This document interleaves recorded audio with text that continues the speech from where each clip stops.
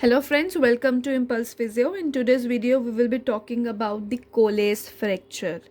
Colles fracture एक ऐसा fracture है जो कि हमारी फोर आर्म में होता है. ठीक है. फोर आर्म में हमारी दो बोन्स होती हैं which is radius and the ulna. जो हमारी थंब के साइड बोन होती है उसको हम रेडियस कहते हैं और जो हमारी लिटिल फिंगर की तरफ बोन होती है उसको हम अल्ना कहते हैं. ये फ्रैक्चर कोलेस फ्रैक्चर रेडियस का फ्रैक्चर है. बट रेडियस में कहाँ पर? डिस्टल एंड में. डिस्टल यानी जो निचला हिस्सा है, यानी जो नीचे की तरफ है डिस्टल, उस एंड में ये फ्रैक्चर हो जाता है. टू बी प्रिसाइज ये फ्रैक्चर है कहाँ पर?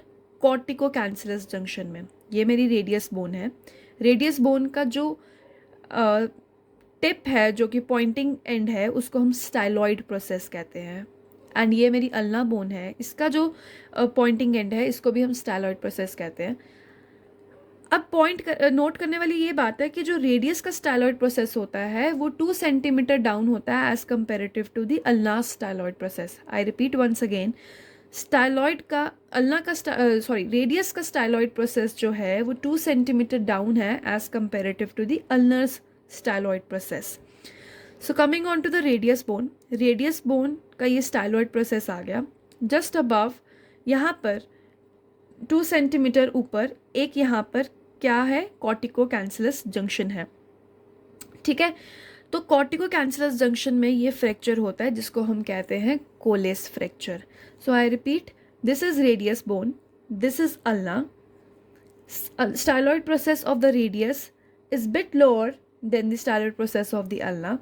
यहाँ पर कॉर्टिको कैंसरस जंक्शन है जहाँ पर ये फ्रैक्चर हो रहा है.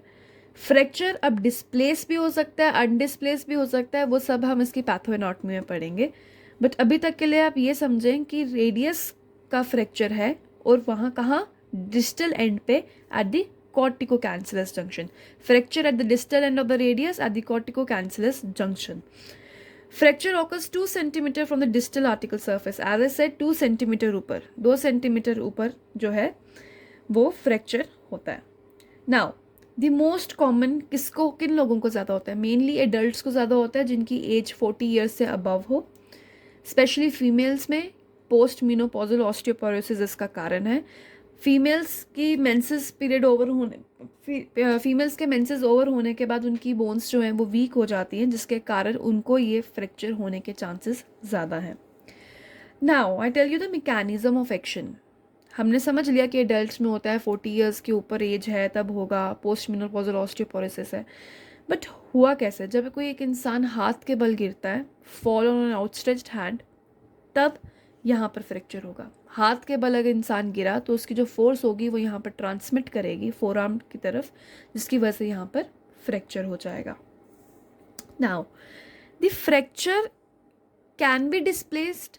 डिस्प्लेसमेंट हो सकती है, डिस्प्लेसमेंट नहीं भी हो सकती.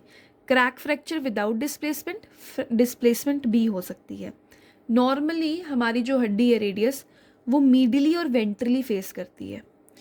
बट फ्रैक्चर के दौरान अगर डिस्प्लेसमेंट हो गई है, यानी हड्डी अपनी जगह से हिल गई है, तो या तो वो डॉर्सली शिफ्ट कर सकती है, या तो वो डॉर्सली शिफ्ट कर सकती है, या वो लेटरली शिफ्ट कर सकती है, या फिर वो टिल्ट दिखा सकती है, डॉर्सल टिल्ट, या फिर कोई डिस्प्लेसमेंट नहीं होगी और सिर्फ क्रैक फ्रैक्चर हो जाएगा. ये सब हमें कैसे पता चलता है कि डिस्प्लेसमेंट हुई है, नहीं हुई है, या सिर्फ क्रैक फ्रैक्चर है? ये हमें एक्सरे के थ्रू पता चलता है.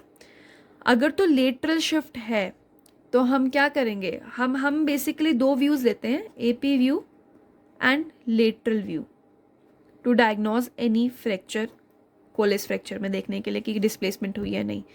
एपी व्यू में हमें क्रैक फ्रैक्चर के बारे में पता चल जाएगा, बट हम बेटर जज करने के लिए कि कौन सी डिस्प्लेसमेंट हुई है, हम लेटरल व्यू भी लेते हैं.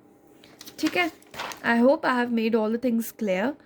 Now the clinical features. Fracture हो गया, बट फ्रैक्चर के दौरान इंसान को पेन होगी बहुत ज़्यादा, स्वेलिंग हो जाएगी, रेंज ऑफ मोशन इंसान अपनी हाथ बाजू ये सब नहीं, रिस्ट मूवमेंट नहीं कर पाएगा, टेंडरनेस हो जाएगी, एंड मोस्ट कॉमनली डिफॉर्मिटी हो जाएगी. डिफॉर्मिटी कौन सी हो जाएगी? Dinner fork deformity. So what is it? जब हमारा आप ये देख सकते हैं कोलेस फ्रैक्चर में ये रेडियस बोन है और यहाँ पर फ्रैक्चर हो गया है, राइट। तो यहाँ पर फ्रैक्चर होने की वजह से हाथ की शेप जो है वो चेंज हो गई है। जैसे कि एक फोक की शेप होती है वैसे ही हाथ की शेप हो गई है, यहाँ से बेंड, यहाँ से बेंड, यहाँ से रेस्ट, यहाँ से रेस्ट। सो जब हमारा हाथ एक फोक की तरह रिजेंबल करना शुरू हो जाए, this is called as dinner fork deformity. And ये डिफॉर्मिटी किस में होती है? कोलेस फ्रैक्चर में होती है, ठीक है। इस डिफॉर्मिटी से बचाने के लिए ही हम फिजियोथेरेपी शुरू करवाते हैं पेशेंट्स की। अगर अच्छे से फ्रैक्चर रिड्यूस ना हुआ हो तो भी हम एक्सरेज की मदद से फिर से फ्रैक्चर को बेस्ट उसका मैनेजमेंट जिस भी तरीके से हो सके वैसे करते हैं, सो डैट ये डिफॉर्मिटी ना बने। Next, coming on to the treatment. As I told you, treatment इस पे डिपेंड करता है कि फ्रैक्चर किस तरीके का हुआ है, राइट।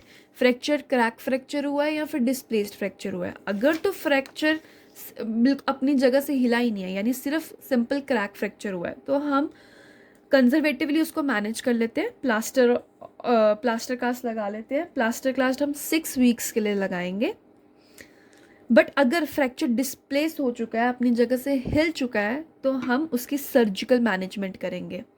ये बेस्ट सर्जन पे डिपेंड करता है कि उसने किस तरीके से मैनेज करना है, पिन्स डालने हैं, स्क्रूज डालने हैं, क्या डालना है, तो वो सर्जन्स देखते हैं। बट अगर फ्रैक्चर अनडिस्प्लेस्ड है तो हमारी प्रेफरेंस यही रहती है कि हम उसको कंजर्वेटिवली मैनेज कर लें।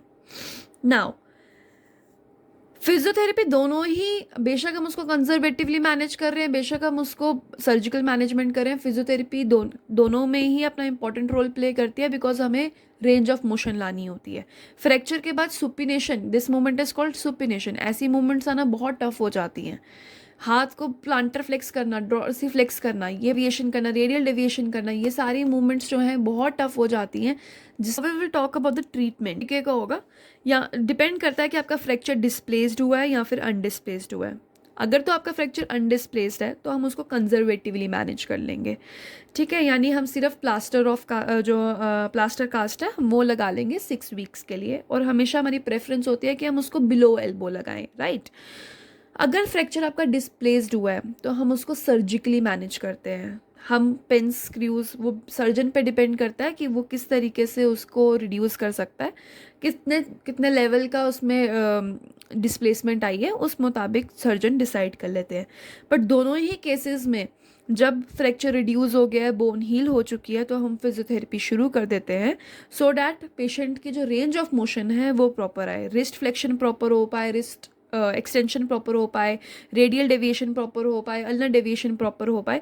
तो ये सारी मूवमेंट्स के लिए हम ये कोशिश करते हैं कि जल्द से जल्द फिजियोथेरेपी जो है वो शुरू हो सके पेशेंट की। Now we talk about the complications.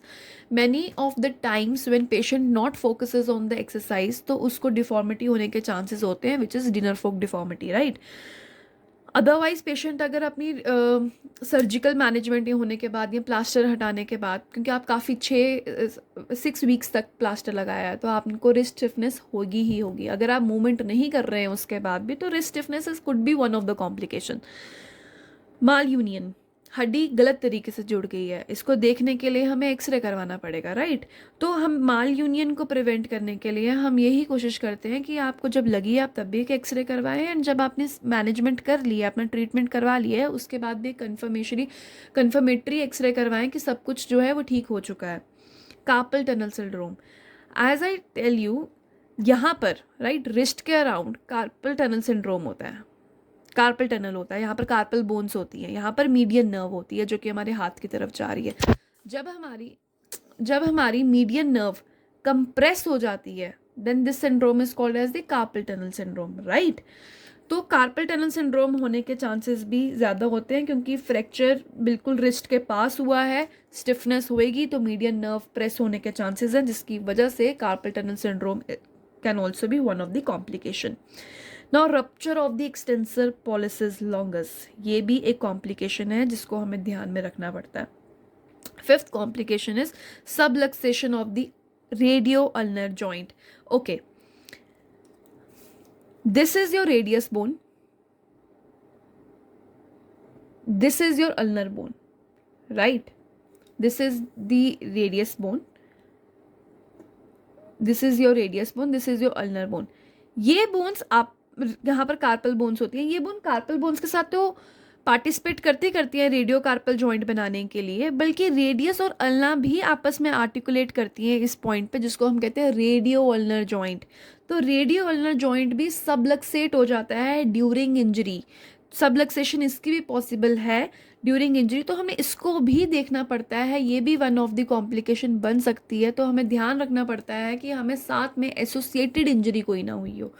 तो ये सारी चीज़ें हमें कोलेस फ्रैक्चर में ध्यान देनी पड़ती हैं। इसकी फिजियोथेरेपी क्या है, कौन कौन से हमें एक्सरसाइजेस पे ज़्यादा फोकस करना पड़ता है, कैसे हम स्टिफनेस हटा सकते हैं, ये सारी चीज़ें मैं आपको नेक्स्ट वीडियो में बता दूंगी। Till then stay tuned and subscribe the channel if you have not yet subscribed. Thank you so much.